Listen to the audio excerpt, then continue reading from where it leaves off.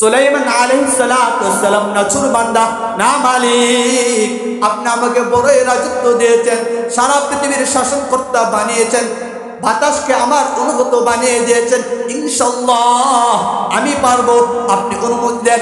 যদি 1 মাসের অনুমতি না দেন তাহলে কমপক্ষে আপনি আমাকে 1 সপ্তাহের অনুমতি দেন। আল্লাহ তাআলা বলেন, না না না না, তুমি পারবা না, এটা তোমার দ্বারা সম্ভব নয়। আল্লাহ তাআলার নিকট সুলাইমান আলাইহিস সালাতু ওয়াস সালামের আবদার চলছে, না আল্লাহ 1 সপ্তাহ না হয় কমপক্ষে আপনি আমাকে 1 দিনের অনুমতি দেন। আমার বড় ইচ্ছা, সমস্ত পৃথিবীর মধ্যে আপনি যত মাখলুক সৃষ্টি করেছেন আমি সমস্ত মাখলুকদেরকে মেহমানদারি করাবো।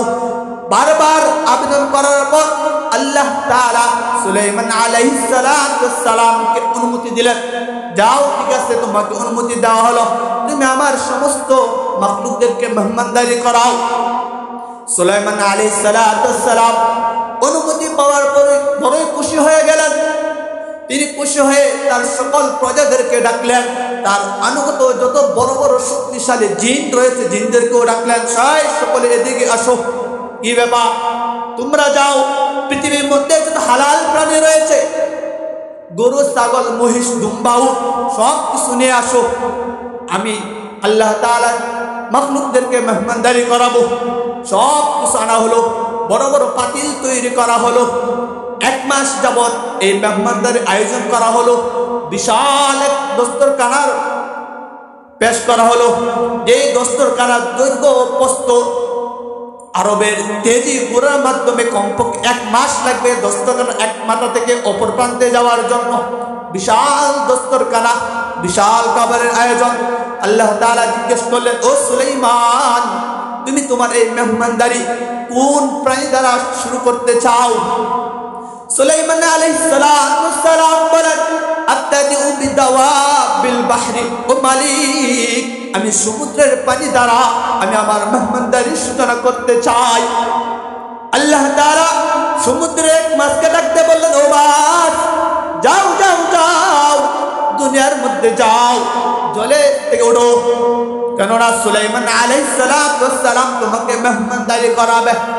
মাছ সমুদ্র থেকে মাথা উঁচু করলো এবং ডাকতে বলল, ও সুলাইমান, শুনলাম তুমি নাকি মেহমানদারির ব্যবস্থা করেছো। সুলাইমান আলাইহিস সালাতু ওয়াস সালাম বলেন, হ্যাঁ হ্যাঁ হ্যাঁ, আমি তো মেহমানদারির ব্যবস্থা করেছি, আসো আসো, তুমি মেহমানদারি গ্রহণ করো। ওই মাছ সুলাইমান আলাইহিস সালাতু ওয়াস সালামের দাওয়াত পেয়ে আসলেন এবং সুলাইমান আলাইহিস সালাতু ওয়াস সালামের অনুমতি ক্রমে দস্তরখানার এক প্রান্ত থেকে শুরু করে মুহূর্তের মধ্যেই সুলাইমান আলাইহিস সালাতু ওয়াস সালামের 1 মাস যাবত যে আয়োজন করেছে, ওই মাছ দস্তরখানার এক প্রান্ত থেকে ওঠেই মুহূর্তের মধ্যে দস্তরখানার শেষ পর্যন্ত চলে যায়। মাছ একাই সব খাবার খেয়ে ফেলে, খাবার খেয়ে সে পরিতৃপ্ত হয় নাই এবং বলতে লাগল, ও সুলাইমান, আল্লাহ তাআলা তো আমাকে বলে দিয়েছে তুমি নাকি 3 বেলা খাবারের আয়োজন করেছো। আমি তো সকালবেলা নাস্তা করলাম কিন্তু আমার তো পেট ভরে নাই, তুমি কি খাবার দিলা? তুমি তো আমার রিজিক থেকে আমাকে বঞ্চিত করলা। আল্লাহ তাআলা আমাকে যে রিজিক দেয় 3 বেলা, তুমি 3 বেলার 1 বেলা যে রিজিক দেয় তার অর্ধেক দিতে পারো নাই, তুমি কি মেহমানদারির ব্যবস্থা করলা? সুলাইমান আলাইহিস সালাতু ওয়াস সালাম আর দেরি করলেন না। ফাইন্দা যালিকা খর সুলাইমান সাজিদান লিল্লাহি তাআলা। সুলাইমান আলাইহিস সালাতু ওয়াস সালাম আর দেরি না করে তাড়াতাড়ি আল্লাহ তাআলার দরবারে সিজদায় পড়ে গেলেন। আল্লাহ, সমস্ত রিজিকের মালিক আপনি, কারো কোনো ক্ষমতা নাই কাউকে রিজিক দেওয়ার। অর্থাৎ সুলাইমান আলাইহিস সালাতু ওয়াস সালাম সারা পৃথিবীর বাদশা ছিলেন, তার কথা বাতাস এদিক ওদিক যেত। এই সুলাইমান আলাইহিস সালাতু ওয়াস সালাম 1 মাস যাবত মেহমানদারির ব্যবস্থা করলেন। 1 মাস এসে একটা মাস এসে মুহূর্তের ভিতরে তার সব খাবার খেয়ে ফেললো। অর্থাৎ আল্লাহ তাআলা ওই সমুদ্রের মাছকে এই পরিমাণ খাবার দিনে 3 বেলা দেন। আর আমি হচ্ছি আশরাফুল মাখলুকাত, সৃষ্টির শ্রেষ্ঠ হচ্ছে আমরা। আল্লাহ তাআলা কি আমাদেরকে রিজিক দিবেন না? অবশ্যই অবশ্যই আল্লাহ তাআলা আমাদেরকে রিজিক দিবেন। শুধু তাই নয়, সম্মানের রিজিক দিবেন।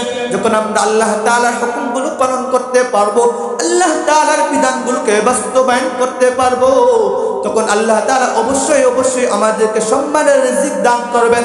যখন আমরা রাসূল আকরাম সাল্লাল্লাহু আলাইহি সাল্লামের সুন্নাতগুলো পালন করতে পারবো,